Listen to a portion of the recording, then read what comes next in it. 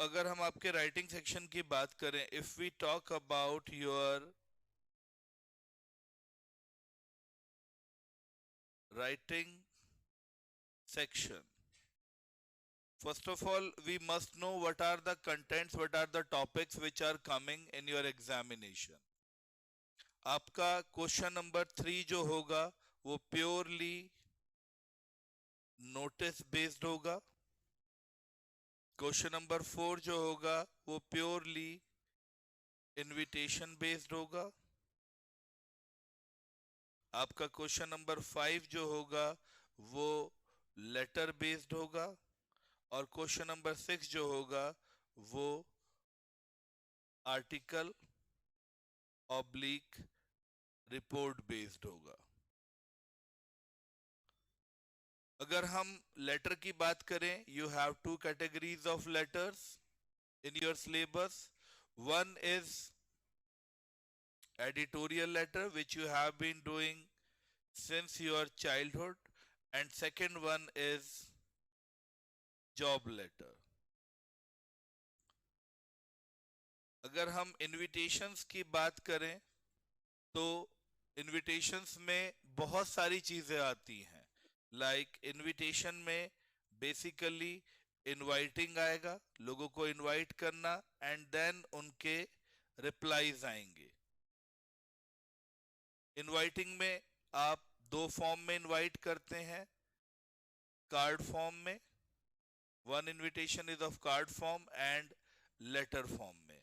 ठीक है, रिप्लाईज आपके हमेशा लेटर फॉर्म में जाते हैं। तो लेटर का बड़ा रोल है, लेटर का बड़ा ही रोल है कि लेटर, और प्लस लेटर का रोल बड़ा है लेकिन उतनी ही छोटी सी चीज है लेटर। तो मैं जब आऊंगा उस टॉपिक पे तो मैं समझाऊंगा। तो सबसे पहले let's talk about the notice, एक एक करके टॉपिक पकड़ेंगे। अभी अभी आप लोगों को एक नोटिस करने के लिए दिया था मैंने, और कईयों को मैंने उनके फ्लॉज बताए। तो we will start with the topic notice now. तो if I talk about notice, अगर हम नोटिस की बात करें तो पहले हमें इसके फॉर्मेट के बारे में पता होना चाहिए। वी मेक अ बॉक्स, हम बॉक्स बनाते हैं। ठीक है, पूरे बॉक्स के अंदर नोटिस बनता है। Try to make it in a page. एक पेज के अंदर नोटिस को बनाने की आप हमेशा कोशिश करें। हमेशा नोटिस एक पेज के अंदर बनना चाहिए। तो अभी फिलहाल मैंने बॉक्स क्लोज कर दिया because I am just talking about the format right now. Is that clear? अभी हम सिर्फ फॉर्मेट की बात कर रहे हैं। तो अगर हम फॉर्मेट की बात करें नोटिस के, if we talk about it, first of all you write the name of organisation. हमेशा आप पहले नेम ऑफ ऑर्गेनाइजेशन लिखेंगे, and this is for the last time we are doing this guys, so be very serious about it. जो भी आज सीख रहे हो उसे अपने दिमाग में बिठा लो और अंदर दिमाग में डाल लो कि यार ये अब दोबारा गड़बड़ नहीं होनी चाहिए। नेम ऑफ ऑर्गेनाइजेशन के बाद प्लेस जरूर दें। आपको दिया है तो वेरी गुड है, और अगर आपको इन केस नहीं दिया है तो at least frame a place like X Y G city और X Y C ABC city, कुछ तो बनाएं। प्लेस जरूर दें।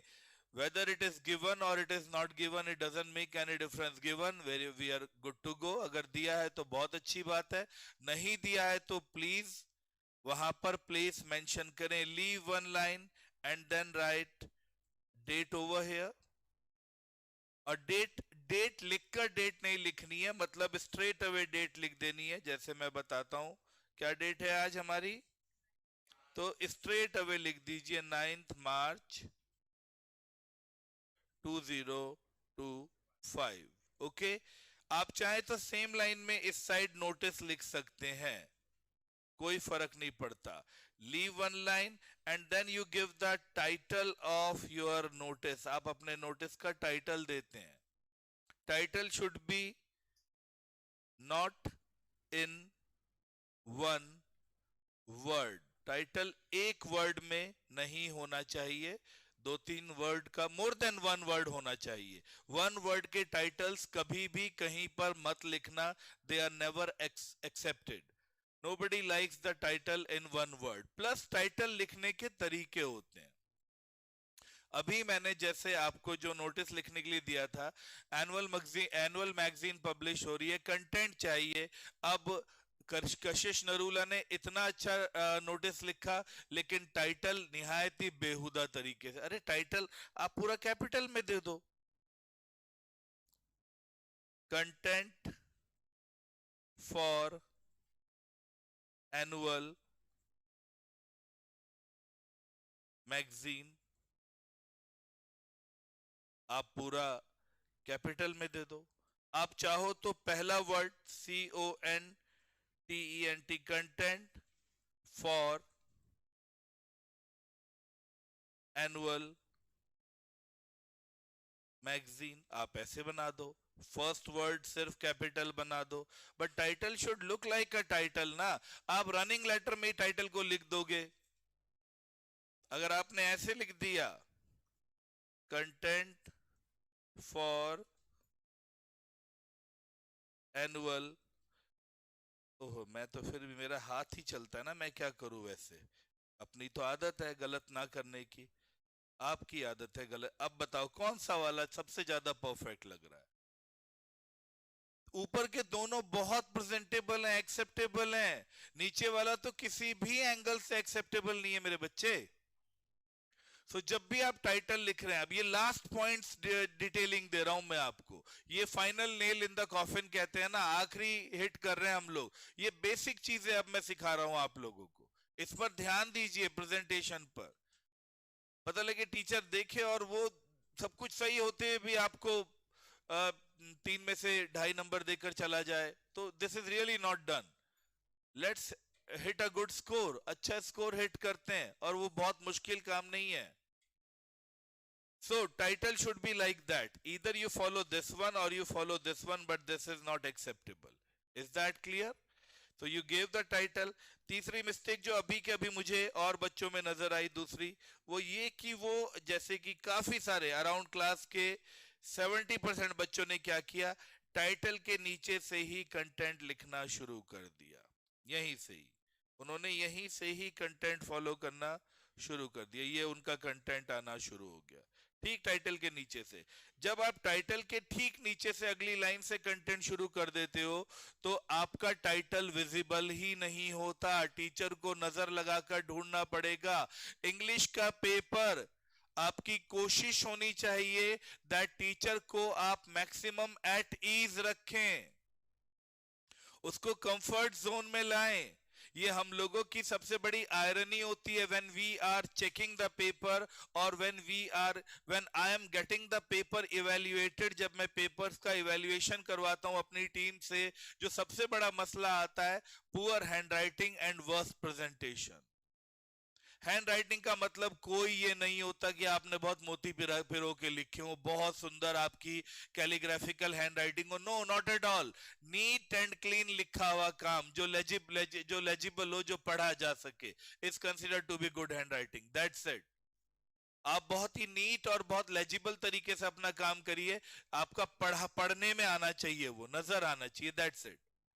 सो कभी भी आप टाइटल के साथ नेक्स्ट लाइन से ही कंटेंट शुरू नहीं करेंगे, दैट इज रियली रॉन्ग। आपको टाइटल के बाद एक लाइन छोड़नी चाहिए, and then you should start writing your content. आपने अपना कंटेंट दिया, ठीक है। अभी कंटेंट को कैसे देना चाहिए वो भी सिखाऊंगा। कंटेंट खत्म हो गया आपका, उसके बाद अगर साइनिंग अथॉरिटी है, if we are talking about principal, अगर हमने प्रिंसिपल के थ्रू मैसेज जा रहा है, वाइस प्रिंसिपल के थ्रू मैसेज जा रहा है, तो उनकी तो साइनिंग अथॉरिटी होती है, तो यू विल साइन। और अगर हेड बॉय हेड गर्ल ने मैसेज दिया है, नोटिस लिखा है, तो उनकी साइनिंग अथॉरिटी नहीं होती। तब आप सिर्फ क्या लिखेंगे, नेम, और नेम के नीचे ब्रैकेट में designation. That is the basic. ये यहां एक लाइन छोड़ेंगे। That is the basic format of writing a notice. Is that clear? एक नोटिस को कैसे लिखा जाता है, ये उसका बेसिक फॉर्मेट है. किसी को कोई कंफ्यूजन इसमें? So that is the way a notice is written. Is there any problem in the format, guys? किसी को कोई मसला है फॉर्मेट में, अभी पूछे. फिर अभी हुआ ये कि मैंने जब कईयों के नोटिस चेक किए, मैंने उनके नोटिस को देखा और मैंने कहा ठीक है. अब ठीक है और कईयों का मैंने कहा परफेक्ट. ठीक है. ठीक है और परफेक्ट में डिफरेंस कहां से आता है? पहले तो आपको ये सारी चीजें डिफरेंस क्रिएट करती है. आपने स्पेस छोड़ा है या नहीं, आपने तरीके से ये किया है कि नहीं. उसके बाद आता है आपका ये वाला पार्ट, कंटेंट वाला पार्ट. कंटेंट वाले पार्ट में, अब कंटेंट वाले पार्ट को आप दो तरीके से दे सकते हैं. When it's all about content, अगर हम कंटेंट की बात करें, that can be given in two way. First way is, या कंटेंट को दो तरीके से करा जा सकता है. सर वो दो तरीके कौन कौन से हैं बताइए. ठीक है. कंटेंट को लिखा जा सकता है एक पैराग्राफिकल फॉर्म में, और दूसरा जो होता है वो लिखा जाता है स्टेप फॉर्म में. सर दोनों कब कब यूज होते हैं? मैक्सिमम आपकी कोशिश होनी चाहिए आप हमेशा कंटेंट इस फॉर्म में दें. ये आपके नोटिस को थोड़ा बड़ा दिखाता है, ये आपके नोटिस को थोड़ा आई कैचिंग, आपका नोटिस बड़ा अट्रैक्टिव सा होता है, और इसको चेक करना टीचर के लिए ज्यादा आसान है. और मैं बार बार यही बात कह रहा हूं, आपको हर वो काम करना है जो टीचर की लाइफ को क्या बनाएगा? इजी बनाएगा, आसान बनाएगा. You have to do all that work. आपको हर वो काम करना है जो टीचर का काम आसान बनाए. आपको टीचर को इरिटेट नहीं करना है. खैर, लेकिन ऐसा भी नहीं है, कई नोटिस ऐसे होते हैं जो प्योरली पैराग्राफिकल फॉर्म में ही लिखे जाएंगे, आप कर ही नहीं सकते कुछ भी. लेकिन मैं बार बार कह रहा हूं, मैं 90% नोटिस को स्टेप फॉर्म में ला सकता हूं, क्योंकि वो मेरा फेवरेट है. अब वहां पर काम करो जहां पर आप मजबूत हो, आप सामने वाले को खींच के वहां लाओ जो आपका फोर्टे है. मेरा फोर्टे स्टेप फॉर्म है. मुझे आप कोई भी नोटिस दोगे, 90% नोटिस, 95% नोटिस को मैं स्टेप फॉर्म में ले आऊंगा, क्योंकि मुझे पता है स्टेप फॉर्म में टीचर को चेक करने के लिए कोई तकलीफ ही नहीं हो रही है. वो इजीली आपके, क्योंकि स्टेप फॉर्म में भी मैं करके दिखाता हूं. हाँ, लेकिन कुछ नोटिस फंस जाते हैं जो पैराग्राफिकल फॉर्म में होते हैं. लाइक स्कूल में जैसे बेसिकली वो कौन से होते हैं? जब कभी भी हम कोई इंस्ट्रक्शन दे रहे हैं, जब कभी भी हम कोई वार्निंग रिलेटेड नोटिस दे रहे हैं, वो पैराग्राफिकल फॉर्म में जाएगा. फॉर एग्जाम्पल, दिवाली के टाइम पे कोई भी बच्चा स्कूल में क्रैकर्स नहीं लाएगा. अगर लाएगा तो उसके अगेंस्ट स्ट्रिक्ट डिसिप्लिनरी एक्शन लिया जाएगा. Write a notice, you are the head boy और the head girl of the school, write a notice. आप उसे स्टेप फॉर्म में ला ही नहीं सकते. उसमें आपने सीधी एक वार्निंग देनी है, थ्रेट देनी है, इंस्ट्रक्शन देना है. आप उसे पैराग्राफिकल फॉर्म में बनाइए, आप लाइनें लिख दीजिए पैराग्राफ में. That's it. I have no hassles about it, no issues with that. But अगर कुछ ऑर्गेनाइज हो रहा है, स्कूल कुछ भी ऑर्गेनाइज कर रहा है, beat like this magazine, this is being organised, this is being published, school कर रहा है, तो उससे आप स्टेप फॉर्म में लाए. आपका school annual day function celebrate कर रहा है, गो फॉर स्टेप. आपका स्कूल सेमिनार कर रहा है, स्टेप फॉर्म पर जाएं. ठीक है. पैराग्राफिकल फॉर्म तो बताने की जरूरत नहीं, वो तो डायरेक्ट लाइनें लिख देते हैं. सर स्टेप फॉर्म क्या होता है? एग्जाम्पल, आपका स्कूल एक सेमिनार ऑर्गेनाइज कर रहा है, AI the future of the world, या फ्यूचर ऑफ कंप्यूटर. ठीक है. AI the future of computer, इस पर नोटिस लिखना है, इस पर एक सेमिनार हो रहा है. ठीक है. Okay, this is two. सारा आपने फॉर्मेट वगैरह फॉलो कर लिया, इधर डेट दे दी, इधर नोटिस दे दिया, एक लाइन छोड़ के आपने टाइटल दे दिया. अब आपने एक लाइन छोड़ी और अब आपने कंटेंट लिखना शुरू किया. This is to inform all the students that our school is organising a seminar on, title लिखा AI the future of the, full stop. Okay, the details are as under. Okay, date, इस date को, time, इस time पर, venue इस जगह पर, की note speaker, seminar है तो कोई स्पीकर भी आएगा, उसका नाम और प्लस उसकी डेजिग्नेशन। आ गया बीच में स्टेप्स में सारा।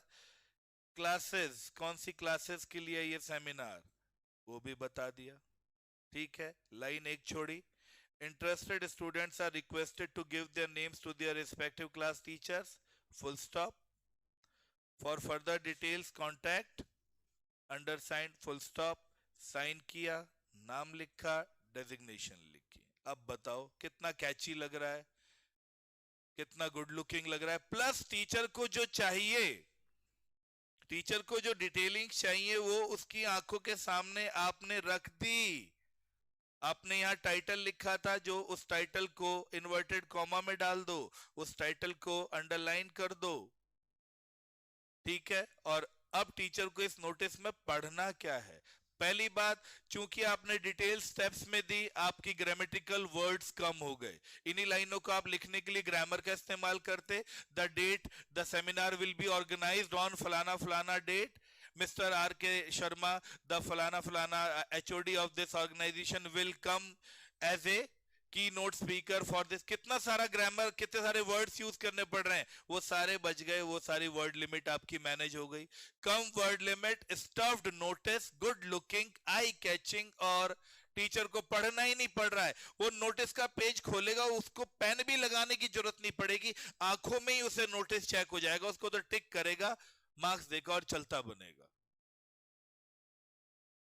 So whenever you people are writing a notice, write it in a step form. उसे step form में दिया करें, then you have the chances of scoring full score over there। फिर वो आप मैजिकल फुल स्कोर हिट कर सकते हैं जब आप उसे कंप्लीट स्टेप फॉर्म में देते हैं। तो मैं तभी अपने नोटिसेस को 95% नोटिसेस को खींच कर लाने की कोशिश करता हूं। क्या मैं इसको स्टेप्स में डिटेल दे सकता हूं? 2 मिनट रुको। नोटिस 5 मिनट में खत्म होना चाहिए, लेकिन वो 5 मिनट में खत्म कब होगा? जब आप 2 मिनट उसके ऊपर पहले क्या करोगे? एनालिसिस करोगे लिखने से पहले। ये नहीं कि नोटिस दिया और पेन बॉक्स बनाया और नीचे से बॉक्स बंद कर दिया। और 1 पेज के अंदर avoid page break while writing notices. Sir वो पेज में आता ही नहीं है। पेज में आता इसलिए नहीं है क्योंकि पेज में आप पहले पेज हाथ में आते ही आधी लाइन यहां से खींच लेते हो, आधी लाइन यहां से खींच देते हो। करने के लिए बचती इतनी सी जगह है आपके पास। इस साइड मार्जिन खींचने का क्या मतलब है? ये इंग्लिश का पेपर है, ये मैथ्स का पेपर थोड़ी है जिसमें आपको रफ वर्क करना है। Is it a mathematics paper और फिजिक्स पेपर और chemistry paper? It is English paper. Why to make a margin this at this side of the page again? इस साइड बनाने की लोड ही नहीं है, इस साइड आपको मार्जिन मिलता ही है। और नहीं मिलता तो इस साइड खींचो, मार्जिन इधर खींचने की जरूरत ही नहीं है। और वो जो आप लोग फालतू की लाइनें वेस्ट करते हो नोटिस लिखने में, कौन से वाली? Answer number this, notice this, वो सब आप मार्जिन के ऊपर ऊपर वाले पार्ट में लिख के खत्म करो ना। लाइनों को पूरा पूरा सेफ रखो क्या लिखने के लिए, और बॉक्स बनाओ पूरी चौड़ाई में और पूरी लंबाई में, पूरी लेंथ और ब्रेड्थ को इस्तेमाल करो। और फिर पूरी लाइनों में जब आप लिखोगे, मजा ले जो आपका नोटिस एक पेज में ना आए, आराम से कवर होता है एक पेज के अंदर। So avoid giving any page break while making a while writing a notice. Should I hope 3 number cover हो गए सभी के?